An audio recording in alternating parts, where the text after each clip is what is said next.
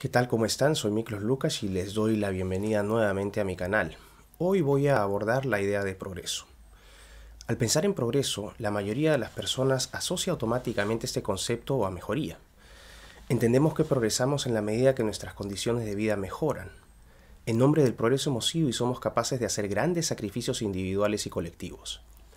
La idea de progreso es tan atractiva y poderosa que de ella han surgido las principales ideologías políticas, teorías económicas y corrientes culturales que han marcado época. Tampoco es exagerado afirmar que la idea de progreso también se ha convertido en una religión humanista, que antes fue promovida por los racionalistas y que hoy encuentra entre los progresistas a sus más fervientes creyentes.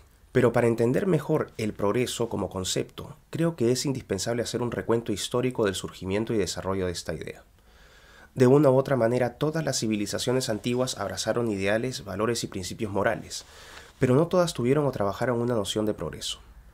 A partir del libro La idea de progreso del historiador irlandés John Bury, que fue publicado hace aproximadamente un siglo, los apologistas seculares del progreso sostienen que la idea estableció sus bases empíricas durante la Revolución Científica y sus bases teóricas durante la Ilustración en el siglo XVIII. Sin embargo, prominentes intelectuales como James Lee Tuveson, Ludwig Edelstein, Melvin Lasky, Robert Nisbet, John Gray, sostienen correctamente que la idea de progreso no es una idea que surge con la modernidad, sino que es concebida y elaborada originalmente por pensadores de la antigua Grecia, Roma y especialmente del cristianismo. A pesar de las grandes diferencias entre los pensadores y teóricos del progreso en cuanto a sus definiciones, trayectoria y la naturaleza de los cambios que éste genera, existen dos elementos que son constitutivos de la idea de progreso. El primer elemento es de carácter descriptivo, en la medida que el progreso siempre toma una dirección determinada y cuya trayectoria por lo tanto podemos describir. El segundo elemento es de carácter axiológico, es decir, hay un elemento de valoración, algo nos puede parecer bueno o malo, bonito o feo, y en ese sentido el progreso siempre es considerado algo bueno o deseable. Partiendo de las contribuciones de figuras como Hesíodo, Protágoras y Tucídides, los griegos concibieron el progreso como la generación y acumulación de conocimiento en las artes y en las ciencias. La suya no fue una aproximación material a esta idea. Fueron Platón y Aristóteles quienes aportaron mayor profundidad a la idea de progreso. Para Platón, el hombre transita desde un estado natural hacia formas de organización social y política más complejas, que encuentran su máxima expresión en la ciudad-estado. Por su parte, Aristóteles también elabora una narrativa de tránsito del hombre, desde la organización tribal hasta el estado político. Tanto Platón como Aristóteles adoptan una perspectiva cíclica de los eventos humanos. Ambos señalan que estos eventos ocurren de manera espontánea y que los declives y desastres son inevitables. De esta manera, solo la eternidad es real. Por lo tanto, para los griegos, el progreso se caracteriza por ciclos continuos de alzas y caídas que encuentran en el pasado y no en el futuro su principal punto de comparación y referencia. Durante el período romano destacan las contribuciones de Lucrecio y Séneca, quienes siguiendo el camino de pensamiento de los griegos, también adoptaron una narrativa de desarrollo cultural y moral del hombre. Pero el punto de quiebre más importante para el tema que hoy nos ocupa ocurre en el siglo en el siglo IV, específicamente en el año 313 después de Cristo, cuando el emperador Constantino anuncia el Edicto de Milán que declara la libertad y tolerancia religiosa en el imperio, especialmente para los cristianos. Es a partir de este momento donde el cristianismo se convierte gradualmente en la religión dominante del imperio y experimenta una expansión y desarrollo teológico sostenidos. Aprovecho este momento para romper el primer mito. Los fundamentos de la idea de progreso no fueron elaborados por los racionalistas de la Ilustración, ni mucho menos por los progresistas. Es el cristianismo, la primera gran religión en desarrollar una visión holística de progreso.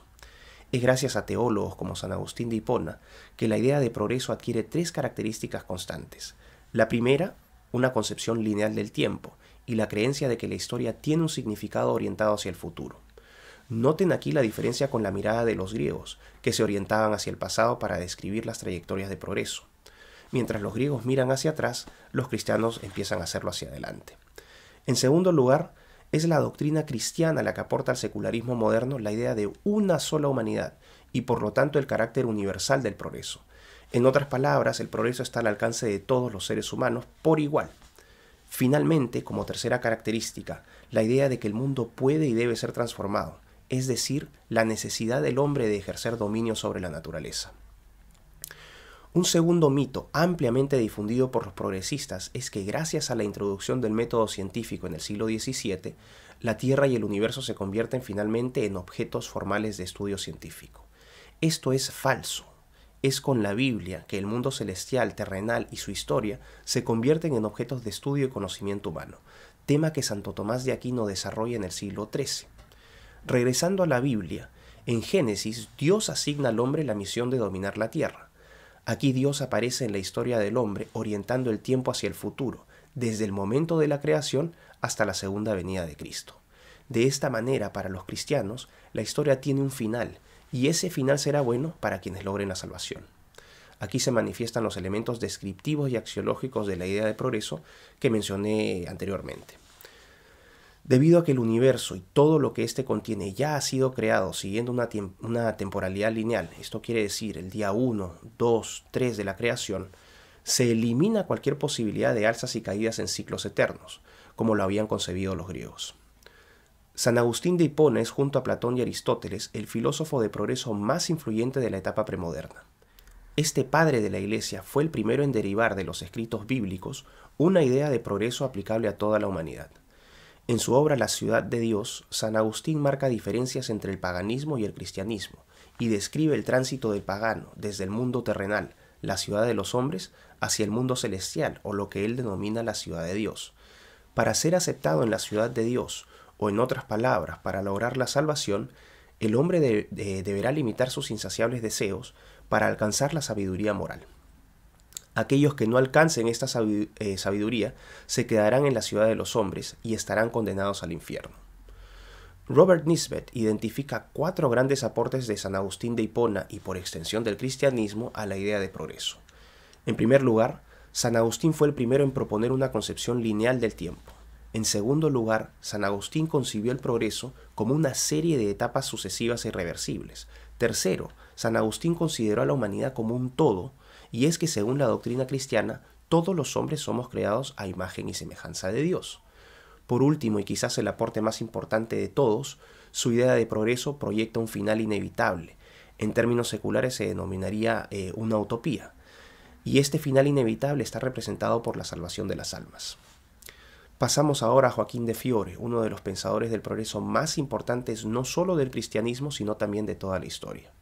Para este teólogo italiano, cuyas contribuciones más importantes se dieron en la segunda mitad del siglo XII, la historia de la Iglesia representa la historia de la humanidad y se compone de 3 etapas. La primera es la edad del Padre o la ley, que se inicia con la creación. La segunda etapa es la edad del Hijo o del Evangelio, que comienza con el nacimiento de Cristo. Y la tercera etapa es la edad del Espíritu Santo, que empieza en el año 1000 y que según Joaquín de Fiore tendría una duración de 1000 años. Durante estas 3 etapas, Joaquín de Fiore interpretó la historia de la Iglesia como una progresión hacia la perfección. Y es esta idea de perfección la que posteriormente sería reformulada en términos seculares como una aspiración no de la Iglesia, sino de la humanidad, tanto a nivel colectivo como individual. La negación de los aportes del cristianismo a la idea de progreso por parte de los ilustrados del siglo XVIII podría explicarse en parte por el optimismo desbordante que los avances científicos y tecnológicos alimentaron desde la revolución científica entre los siglos XV y XVII, revolución que fue posible gracias a personajes como Copérnico, Tycho Brahe, Galileo, Kepler, Newton. Noten que la mayoría de estos científicos, o los científicos de esa época en realidad, abrazaron la fe cristiana, lo que refuta completamente el postulado de ateos y progresistas de que la fe nubla la razón. Una figura central de la revolución científica fue el estadista inglés Francis Bacon, quien en su obra Novum Organum introduce el método baconiano, que es el precursor del método científico, y que cambiaría radicalmente la forma en que el hombre describe, explica y comprende el mundo. Bacon también cuestionó la autoridad filosófica de Platón y Aristóteles y criticó la débil concepción de progreso de la filosofía natural. Bacon afirmó que es un deber del hombre conocer la naturaleza y las leyes que la gobiernan. René Descartes o Descartes fue otro gran pensador de la época que también cuestionó la autoridad filosófica de los griegos, pero a diferencia del enfoque empírico de Bacon, Descartes ofrece una alternativa racional y teórica para la investigación. Para Descartes, la naturaleza está regida por leyes matemáticas, y el universo no es más que una máquina que debe ser desarmada para su conocimiento y manipulación. De esta manera, el cosmos de los antiguos da paso a un cosmos matemático y potencialmente infinito, gobernado por leyes de causa y efecto. Sin haber abordado directamente la idea de progreso, Descartes fue un personaje clave en su desarrollo teórico, ya que es uno de los grandes precursores del racionalismo. A partir de este nuevo culto a la razón, desde el siglo XVII en adelante, la fe en Dios se va trasladando gradualmente hacia la fe en el hombre racional y posteriormente hacia la fe en la ciencia y la tecnología. La idea de progreso fue formulada de manera explícita por primera vez a fines del siglo XVII en Francia, durante el debate conocido como el debate o querella entre antiguos y modernos. Como en la época de los griegos, este debate también giró en torno al progreso en las artes y en las ciencias. Los antiguos, encabezados por el poeta francés Nicolas Boileau, sostenían que ninguna obra literaria o artística contemporánea sería capaz de igualar a las de los autores de la antigüedad, como por ejemplo Homero, Platón, Séneca. Pero los modernos criticaron este argumento de autoridad. Uno de sus representantes más importantes fue Bernard Le Bovier de Fontenelle, o simplemente Fontenelle, quien fue un ferviente defensor y promotor de la tradición cartesiana. En 1688, en respuesta a los postulados de los antiguos, Fontenelle declaró la incuestionable superioridad de la modernidad sobre la antigüedad. Según él, la historia de la humanidad es comparable al desarrollo individual, desde la infancia hasta la vejez, y la humanidad mejora constantemente a medida que se va educando. El debate finalmente se resolvió a favor de los modernos y su visión se consolidó como la visión dominante a inicios del siglo XVIII. Entramos entonces al siglo XVIII, el siglo de las luces, el siglo de la Ilustración, en el que la idea de progreso comienza a posicionar no al universo, sino al ser humano como principal sujeto y objeto de estudio. Este enfoque antropocéntrico marca el gran quiebre entre fe y razón y acelera el proceso de secularización en Europa. Durante este siglo, que por convención histórica marca el inicio de la modernidad, los escritos sobre el progreso se inspiraron en las obras aportadas durante la Revolución Científica. Como ya vimos, durante este periodo, Europa experimentó un notable desarrollo científico, especialmente en los campos de la física, la astronomía y la matemática, y este desarrollo generó un gran optimismo en las capacidades del hombre para descifrar los misterios de la naturaleza. Filósofos notables como Bernard de Mandeville y David Hume resaltaron el carácter acumulativo del progreso y del conocimiento científico, y concluyeron que era un imperativo progresar. De esta manera, el progreso se convierte en un fin. Sobre la base de los argumentos elaborados por Fontenelle y otros modernos, los ilustrados concluyeron que mientras más sepamos, mejor estaremos, y que por lo tanto el presente siempre será superior al pasado. Bajo esta supuesta superioridad, poco ganamos mirando hacia el pasado y bien hacemos en mirar hacia el futuro. Salvo la creciente indiferencia por el pasado, los ilustrados no descubren nada nuevo, simplemente elaboraron sobre los aportes de San Agustín de Hipona, quien orientó la mirada del progreso hacia el futuro. La diferencia entre el cristianismo y la Ilustración con respecto a la orientación del progreso radica entonces en que los segundos migraron su posición desde la comparación hacia la predicción. El progreso deja de tener un norte definido, y si antes era concebido como consecuencia, ahora es transformado en causa. Este giro es clave, ya que sigue siendo la base de orientación del progreso de nuestros días. Va surgiendo así una constante necesidad de cambio y una creciente idolatría por lo nuevo. Las cosas son mejores simplemente porque son nuevas, y esta mentalidad se transforma en otra gran obsesión de la modernidad. El primer gran tratado sobre el progreso lo aporta el estadista francés Henri Jacques Turgot a mediados del siglo XVIII. Turgot afirmó que el progreso no se reduce a las artes y las ciencias, sino que se extiende a toda la cultura, las instituciones y la economía. Turgot mantuvo la convicción de que la humanidad transita hacia la perfección.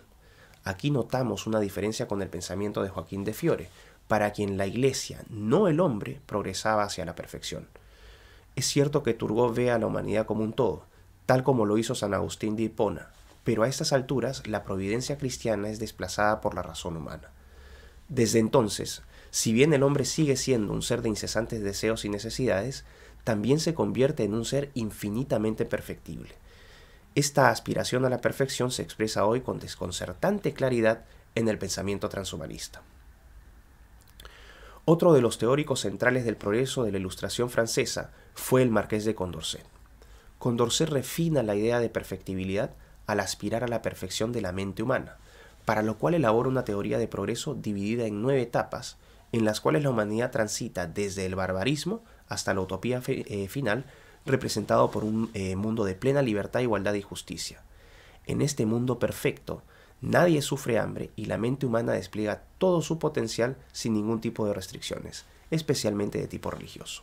Al afirmar que todo el conocimiento humano se obtiene mediante la experiencia, Turgot y Condorcet hacen notar la fuerte influencia del empirismo británico en sus ideas, especialmente de los trabajos de John Locke, padre del liberalismo inglés, del filósofo irlandés George Berkeley y David Hume, probablemente el mayor representante de la Ilustración escocesa. Turgot y Condorcet también coincidieron en señalar que el progreso científico depende del progreso tecnológico y viceversa, pero difieren en su actitud hacia el cristianismo. Turgot mantuvo una postura generalmente amigable hacia el cristianismo y las religiones, pero Condorcet las despreció profundamente, llegando a expresar su deseo de que la humanidad se libere de ellas mediante el conocimiento. Esta acumulación, traducida en progreso científico-tecnológico, se reforzaría con mayor libertad política y viceversa. Sin embargo, la mayor debilidad de las propuestas teóricas de Turgot y Condorcet es que ninguno definió progreso. Si bien hoy la mayoría asocia este concepto a desarrollo y acumulación material, esta concepción reduccionista es peligrosa porque ignora las necesidades inmateriales del hombre, como por ejemplo sus afectos y el desarrollo espiritual. Vemos entonces que el siglo XVIII es un periodo que se caracterizó por un creciente rechazo al determinismo religioso y al pasado. Lo natural cede paso al artificial, crece la obsesión por lo material y lo nuevo, y la idea de progreso alimenta rápidamente el racionalismo político y social. Este racionalismo impulsa el surgimiento de las primeras doctrinas políticas y económicas normativas. Al liberalismo inglés, que surge con John Locke a fines del siglo XVII, lo acompañan el liberalismo clásico, forjado durante la Ilustración escocesa, y el liberalismo francés, cuyos postulados universales de libertad, fraternidad e igualdad terminaron impulsando la Revolución Francesa, una de las más sangrientas y destructivas de toda la historia. Y si la razón ahora basta para construir sociedades libres y pacíficas, la moral moderna es secuestrada por los beneficios generados por la ciencia y la tecnología. En otras palabras, a mayor conocimiento, mayor desarrollo científico-tecnológico, mayor acumulación material, mayor bienestar y por lo tanto mayor felicidad. El progreso es moral en la medida que lo acompaña el progreso material. La mayor oferta de bienes y artefactos tecnológicos también crea más necesidades materiales y esto se traduce en más deseos del hombre. El llamado del cristianismo a controlar estos deseos no solo es ignorado por los ilustrados, sino que a partir de entonces es moralmente bueno desear más. La búsqueda de la sabiduría moral promovida por San Agustín de Hipona es superada por la maximización de utilidades y también por la satisfacción de deseos individuales y colectivos. Es a partir de esta lógica secular de acumulación que Jeremy Bentham plantea su teoría de felicidad para el mayor número, lo que da origen al utilitarismo que incorpora el hedonismo o el placer como un bien mayor a la idea de progreso. El progreso, que a partir de la modernidad es concebido como desarrollo y bienestar material, impone este sello durante la Revolución Industrial, periodo que comprende la segunda mitad del siglo XVIII y la primera mitad del siglo XIX.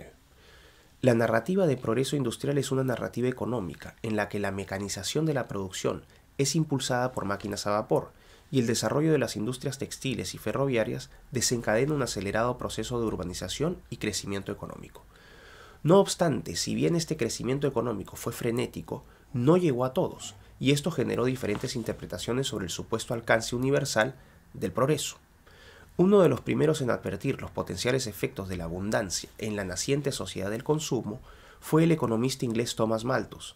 En 1798, Malthus publicó de manera anónima su ensayo sobre el principio de la población, en donde alerta sobre la incompatibilidad entre un ilimitado crecimiento demográfico y limitados recursos alimentarios. Esta idea, que hoy denominamos la trampa malthusiana, constituye uno de los pilares argumentales de la sesgada y multimillonaria agenda medioambientalista. Otro teórico clave del progreso de la época fue Henri de Saint-Simon, uno de los primeros en pronosticar la irreversible industrialización del mundo. En su obra Cartas de un ciudadano de Ginebra, publicada en 1802, Saint-Simon propone que los científicos e ingenieros reemplacen a los sacerdotes para liderar la creación de un nuevo orden social. De esta manera, Saint-Simon aboga por una sociedad industrial guiada científica y moralmente por una élite de tecnócratas que debe guiar el proceso de industrialización para la producción de bienes y artefactos que sean útiles para la sociedad. pero es en 1825 cuando Saint-Simon publica su trabajo más influyente, titulado Nuevo Cristianismo, en el que busca conciliar su fe cristiana con sus postulados tecnocráticos. Para Saint-Simon es un deber moral de este nuevo cristianismo socialista luchar por el mejoramiento físico y moral de las clases más empobrecidas de la sociedad. Si Saint-Simon buscó armonizar la ciencia con la religión, fue su discípulo, el pensador francés Auguste Comte, quien transformó la ciencia y la idea de progreso en una religión. Entre los mayores aportes de Comte se encuentran la creación de la sociología como campo de estudio y el desarrollo del positivismo, método de investigación que postula que el conocimiento solo puede ser adquirido mediante nuestros sentidos. Durante la década de 1830, Comte publicó una serie de libros que giran en torno a la filosofía positivista, en donde argumentó que las sociedades humanas progresan en tres fases. La primera es la fase teológica o religiosa, que representa el estado infantil de la humanidad. La segunda etapa es la metafísica o abstracta, que corresponde a un periodo de transición hacia la tercera y última etapa que Comte denomina etapa positiva, en la que la mente humana combina empirismo y razón para investigar las leyes que rigen las ciencias sociales. En 1852, Comte publica otro texto clave, Catecismo de la Religión Positiva, en el que establece dogmas, sacramentos y hasta lugares de peregrinación de la primera gran religión humanista y secular. En este trabajo, Comte describe su idea de paraíso terrenal, en donde la humanidad es guiada por sus hallazgos en las ciencias sociales, hallazgos que le permiten liberarse de todas las creencias y costumbres limitantes del pasado. El filósofo inglés John Gray comenta que Comte propuso elaborar uniformes para su nueva religión, y que estos iban a tener botones en la espalda para promover el altruismo entre las personas. También propuso, según Gray, la designación de un gran pontífice con sede en París, para que actúe como máximo representante de la religión positiva. La religión positivista, propuesta por Comte, tuvo tal influencia que su iglesia, llamada Iglesia Positivista, inauguró sedes no solo en Francia, sino también en el Reino Unido, Países Bajos y otros países en Europa, y que incluso llegó hasta Brasil, donde aún existe la Iglesia Positivista brasileña. A pesar de la evidente acumulación material durante la Revolución Industrial, el paraíso terrenal prometido por el progreso estaba aún muy lejos de lograrse. El capitalismo, que nace con las industrias textiles en Manchester, convirtió a unos pocos en millonarios, pero condenó a cientos de miles de trabajadores a condiciones de vida deplorables. Esta realidad representó un duro revés empírico para la tesis universalista del progreso. En novelas clásicas como Oliver Twist y Tiempos difíciles, Charles Dickens recurrió a la ficción para describir y criticar una realidad cuya dureza muchas veces superaba la fantasía. Pero también surgieron respuestas y alternativas ideológicas y políticas al progreso, destacando con nitidez el proyecto comunista de Friedrich Engels y Karl Marx. Ambos autores reconocen la influencia intelectual de pioneros del anarquismo y socialismo, como Pierre-Joseph Proudhon y el propio Saint-Simon. En el caso particular de Marx, la influencia de Hegel también es muy evidente, especialmente la dialéctica amo-esclavo que Marx traduce a la lucha de clases. En el Manifiesto Comunista, la obra más famosa de Marx y Engels, y que fue publicada en 1848, ambos autores resaltan las grandes contradicciones del capitalismo y pronostican su gradual decadencia, a la que sigue la ascendencia del socialismo y su consolidación final como comunismo. Durante este proceso de transformación, las fuerzas productivas terminan imponiéndose sobre las relaciones de producción capitalistas, para finalmente crear el paraíso comunista del proletariado. La obra de Marx es mucho más amplia y compleja, pero lo que acabo de presentar basta para posicionarlo como uno de los grandes teóricos del progreso. Otro personaje clave en esta historia es John Stuart Mill, padre del liberalismo social británico, socioliberalismo. Mill fue un gran admirador de la filosofía positivista de Comte, al punto de considerar su libro Filosofía Positiva como texto guía para la humanidad. En Sobre la Libertad, que es la obra más conocida de Mill, Mill distinguió entre sociedades estacionarias y progresivas, en las que gradualmente aumenta y se ejerce la razón, pero marca distancia del socialismo utópico de Comte, argumentando que la ciencia y la democracia liberal no solo son compatibles, sino que además configuran el mejor modelo para la expresión de las libertades individuales. En otro de sus trabajos, titulado Utilitarismo, Mill toma la posta de Jeremy Bentham para establecer una conexión entre utilidad, libertad e instituciones políticas. Mill argumentó que la humanidad progresa si es que la utilidad social se incrementa con el tiempo, pero se distanció de la llamada aritmética moral de Bentham al señalar que es mejor ser una persona insatisfecha que un cerdo satisfecho, frase con la que Mill establece una clara diferencia cualitativa entre los placeres superiores y placeres inferiores, distinción que Bentham omitió.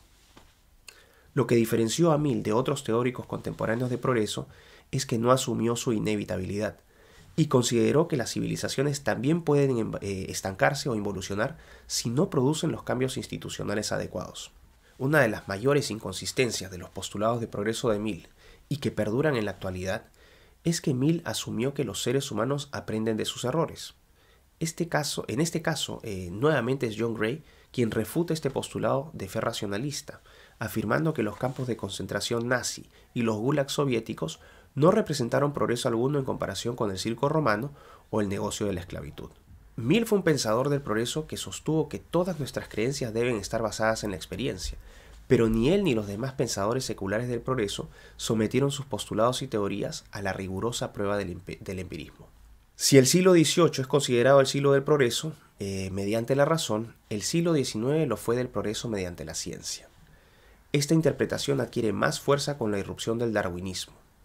La publicación del Origen de las especies, la obra más importante del naturalista británico Charles Darwin en 1859, no solo da origen a la biología evolutiva, sino que también es utilizada para desarrollar la idea de progreso en términos evolutivos.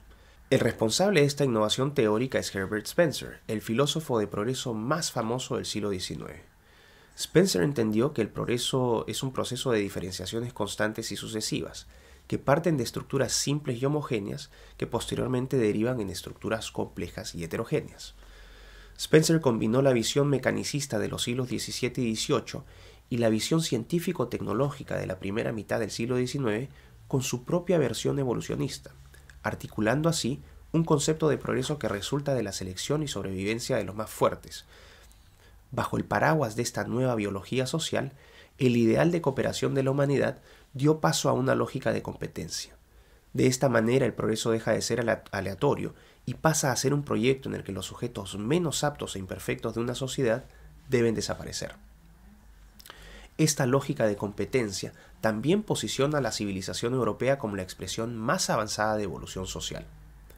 En conjunto con el nuevo método positivista, se justificó la comparación con civilizaciones consideradas primitivas, y esto derivó en una clasificación jerárquica con Europa como máximo ideal civilizatorio. Resulta oportuno agregar que en su teoría de evolución social, Spencer también clasificó explícitamente a las diferentes razas humanas según sus supuestas capacidades mentales, colocando a la raza caucásica o blanca en la cima de la pirámide. El argumento de Spencer fue que el hombre blanco y civilizado poseía un sistema nervioso más complejo y heterogéneo, con respecto obviamente a los demás. Ahora, con el surgimiento también de la eugenesia a fines del siglo XIX, el racismo adquirió legitimidad científica y asoció razas consideradas inferiores a civilizaciones primitivas. Robert Nisbet sostiene que durante el siglo XX el progreso secular finalmente logró expresarse a plenitud en la forma de dos guerras mundiales, la Gran Depresión, los excesos del comunismo, los excesos del fascismo y el nacionalsocialismo, los horrores de los campos de concentración y la Guerra Fría. La promesa de una ciudad de Dios creada por ciudadanos en la tierra, el paraíso de la abundancia material y de ilimitados placeres, se convirtió en el mayor infierno de la historia. En nombre del progreso impulsado por la moral racionalista, cientista, utilitarista, hedonista y materialista, se justificaron genocidios que acabaron con las vidas de millones de seres humanos y destruyeron las estructuras sociales, culturales, políticas y económicas de decenas de países en todo el mundo. Por otro lado, no podemos negar que en este siglo se produjeron también grandes avances científicos y tecnológicos, coronados con la llegada del hombre a la Luna, pero no es difícil concluir que los costos para la humanidad, en su afán por progresar, fueron demasiado altos. La caída del muro de Berlín en 1989 y el colapso del comunismo soviético pocos meses después devolvieron el optimismo por el progreso. Uno de los primeros en manifestarlo públicamente fue el intelectual estadounidense Francis Fukuyama, quien en El fin de la historia, libro que publica en 1992, declaró la superioridad absoluta de la democracia liberal y la muerte de alternativas ideológicas a ese modelo. La recuperación económica experimentada por Estados Unidos, Europa Occidental y Japón durante los 80s reforzó un optimismo que se extendió durante la década siguiente a algunos países del sudeste asiático y América Latina. Palabras como competitividad y globalización comenzaron a ser parte esencial de todos los discursos de progreso, y la irrupción y masificación de Internet desde mediados de los 90s hizo más creíble la idea de una aldea global. Al vertiginoso desarrollo de infraestructura y tecnologías de información y comunicación, se sumaron grandes hitos científicos y tecnológicos, como el lanzamiento del telescopio Hubble, el inicio del proyecto del genoma humano, la tecnología GPS, el desarrollo de protocolos y lenguajes de Internet, la clonación de la oveja Dolly y otros avances científicos verificables que ni la crisis de la burbuja.com ni el problema informático del año 2000, el famoso Y2K, pudieron detener. Iniciado el nuevo milenio, el matrimonio entre globalización, ciencia y tecnología renovó completamente la fe secular en el progreso, y alrededor de este renovado credo comenzó a reciclarse el comtianismo cientista, que hoy conocemos como progresismo. Toda narrativa de progreso necesita contar con propósitos y enemigos declarados para justificar su puesta en marcha o imposición. Los sacerdotes seculares del progresismo, representados por una comunidad internacional de políticos, financistas, burócratas, gurús de la tecnología, artistas del mundo del cine y la música, estrellas deportivas e incluso líderes religiosos, encontraron en la doctrina de derecho humanista y en el calentamiento global sus puntos de partida. A partir de esta base, diversificaron su ambiciosa agenda política, económica y sociocultural, incorporando las causas LGTB, género y feminismo, racismo, multiculturalismo y animalismo, entre otras, e identificaron a sus millones de detractores, es decir, los ciudadanos de a pie, los ciudadanos comunes y corrientes, como enemigos del progreso. Si bien el tema de la estructura, funciones e impactos del progresismo en la actualidad es de gran importancia, no quiero desviarme del desarrollo de la idea de progreso, que es el tema que hoy nos ocupa. Entre los principales pensadores del progreso de nuestros días destacan personajes como el economista estadounidense Jeffrey Sachs, Matt Ridley, el neurocientífico británico Raymond Tallis y probablemente el más famoso de todos, Steven Pinker, el psicólogo norteamericano que aporta las dos obras más populares sobre la idea de progreso, especialmente en la última década. La primera de ellas es Los mejores ángeles de nuestra naturaleza, en la que Pinker argumenta que durante los últimos 30 a 40 años todas las formas de violencia humana, desde las grandes guerras hasta el abuso infantil, han decrecido notablemente debido a nuestra mayor capacidad de razonamiento y a un sentido más elevado de la moral secular. Para Pinker, ambas se han traducido en mayor autocontrol y empatía hacia los demás. El otro libro de importancia de Pinker es En defensa de la ilustración, libro que publicó hace un par de años, en el que, como el subtítulo de su obra lo señala, hace una defensa apasionada de la razón, la ciencia y el humanismo como motores del progreso. Pinker nos pide abandonar el optimismo y compartir su tecno-optimismo, que él siente amenazado por la corriente postmodernista y el fanatismo religioso.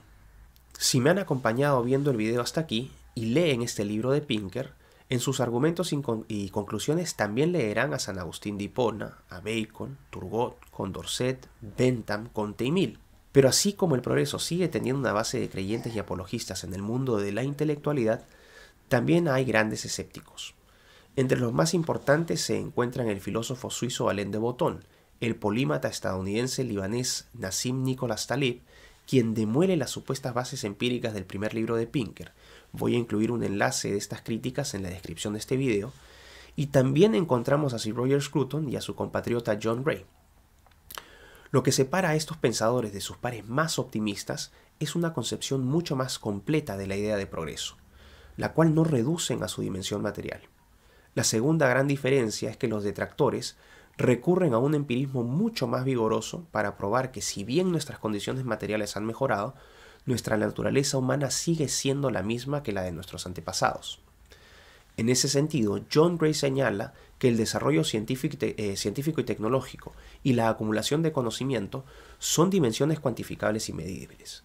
Sin embargo, la misma capacidad que tenemos para aprender del nuevo conocimiento que producimos no se manifiesta a nivel político y moral. No somos moralmente superiores a nuestros antepasados. Además, las instituciones que regulan nuestro comportamiento predatorio, Homo homini lupus, el hombre es el lobo del hombre, no eliminan nuestros vicios.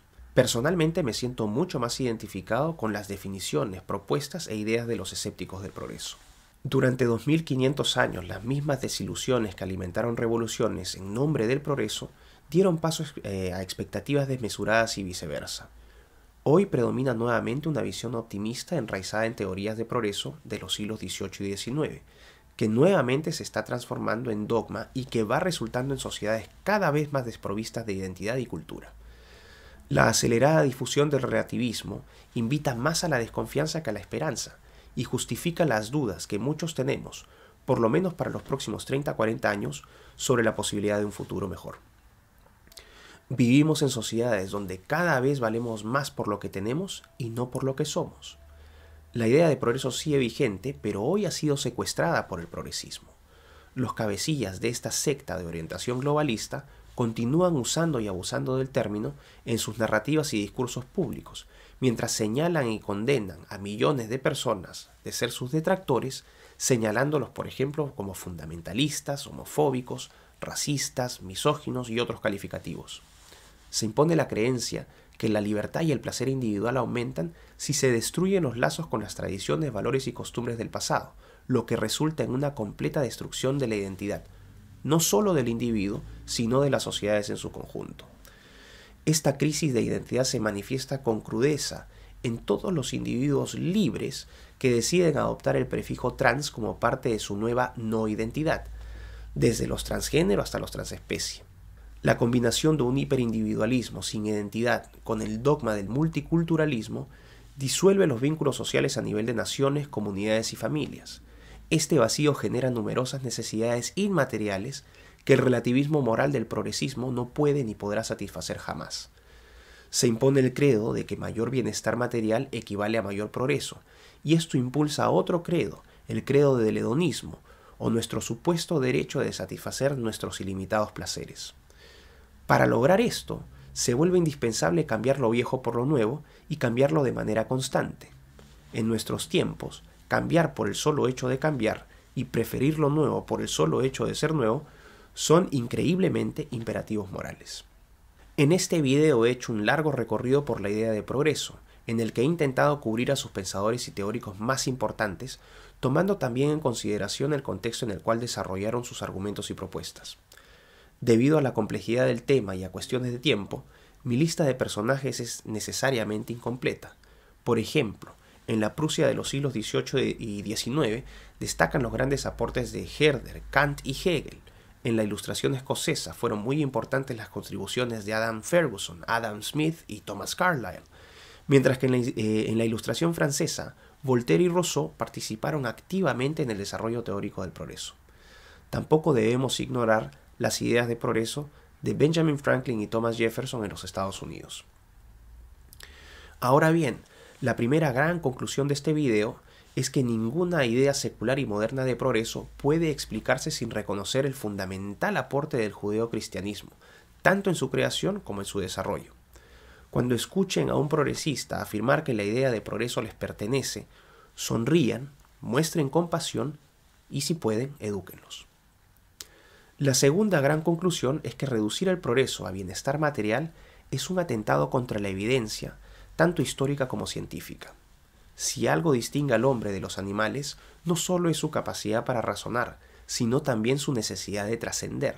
Reducir al hombre a un autómata sometido exclusivamente a cálculos de costo-beneficio solo tiene sentido para los anticientíficos y antirracionales, es decir, para los adoradores de la diosa ciencia y la diosa razón. Si no me creen, escuchen la suite número 1 para cello de Bach, cierren los ojos e inmediatamente entenderán a lo que me refiero. La tercera gran conclusión es que el ser humano jamás debe ser considerado un medio, sino un fin para alcanzar el progreso, y que este fin debe ser la felicidad, fin que se logra, entre otras cosas, mediante la satisfacción de sus necesidades materiales e inmateriales básicas. La cuarta gran conclusión es que el progreso nunca es tal o deja de serlo cuando en su nombre disponemos de los más débiles y vulnerables y los descartamos para beneficiar a los más fuertes y acomodados. ¿Es progreso fabricar fármacos a partir de embriones humanos u órganos de bebés abortados? Es progreso ver nuestra privacidad completamente invadida por empresas tecnológicas a cambio de una experiencia más personalizada en el uso de nuestras redes sociales. Es progreso someter a niños pequeños a terapias hormonales en nombre del género y la diversidad sexual. Es progreso ridiculizar y atacar a la gente que cree en Dios y destruir sus iglesias y templos en nombre de la tolerancia. Es progreso callar o ser censurados para no ofender a quienes no están de acuerdo con lo que pensamos. Ya sea por indiferencia o ignorancia, o ambas, las personas no reflexionan sobre los riesgos de vivir una vida sometida a los dictados del progresismo. También se cae en el error de reducir la difusión e imposición de las diversas agendas progresistas a cuestiones meramente ideológicas, sea neomarxismo, socioliberalismo o liberprogresismo. La realidad es que son la ciencia y la tecnología y sus posibilidades las que impulsan la doctrina del progreso en el siglo XXI. Pienso en las tecnologías convergentes, especialmente en la inteligencia artificial, la biología sintética, la nanotecnología, y en el inmenso poder político y económico que acumularían quienes las concentren y controlen.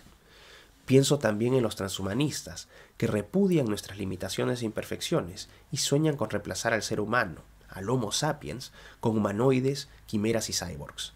Si la gente supiera que la ciencia ficción se está convirtiendo rápidamente en realidad y que la versión de progreso del transhumanismo ya es política pública global, quizás despertarían del letargo.